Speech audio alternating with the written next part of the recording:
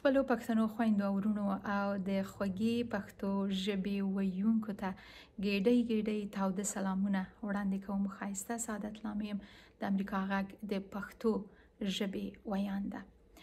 د افغانستان هره ژبه د دغه هیواد د فرهنګ او تمدن په بډاینه کې خورا مهم رول لري، خو پښتو د ژبې نه وړاندې یو ارزښت او ځانګړتیا ساتلې ده. د استاد رفیع په وینا چې پښتو یوازې ژبه نه ده بلکې یو قانون دی، او په افغانستان کې د لسیزو جګړو سره سره بیا هم دغه قانون د خلکو ترمنځ یو نږدې ملګرتیا او تفاهم ساتلی دی. خلک دغه قانون په مینه پلی کوي. نو پښتو ژبه 8000 کاله پخوانۍ ژبه ده. د قانون ترڅنګ د خپل تاریخ نوم هم ورکولی شو. د رپورټونو پر بنسټ میلیونهاو کسان د نړۍ په ګوټ ګوټ کې افغانستان کې، پاکستان، هند او په هغو نورو ملکونو کې چې دوی په خپله اوسیږي په دې ژبې غږیږي، خو په دې هیڅکله باید بسنه ونه شي.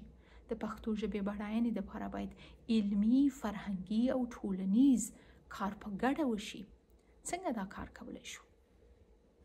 وګورئ، نړۍ د ګلوبلایزیشن یا نړیوال کېدو په لور چټکه خوځېږي، او که سر د اوس نه موږ او تاسو چې په دې ژبې خبرې کوو په دې بهیر کې خپله خوږه ژبه پښتو ورګډه نه کړو او د خپلې خوږې ژبې پښتو دپاره یو ځای په دې بهیر کې تثبیت نه کړو، نو بیا به مو ژبه د پرمختګ او خپرېدو د دې چټک بهیر نه شاته پاتې شوې وي. دغه موخې ته رسیدو لپاره څه باید وکړو؟ د دې لپاره باید د ژبې ژغورنې ټولنیز حرکتونه رامنځته شي.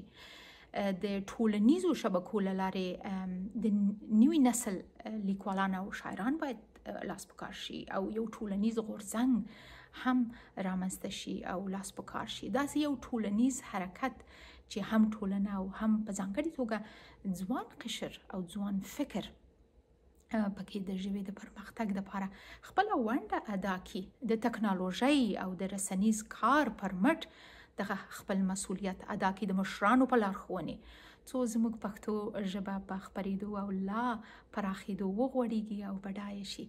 زموږ ژبه زموږ د دود او هویت ارزښتناکه نښه ده چې ځای هم باید د همدې ارزښت په نظر کې نیولو سره موږ تاسو تثبیت کړو.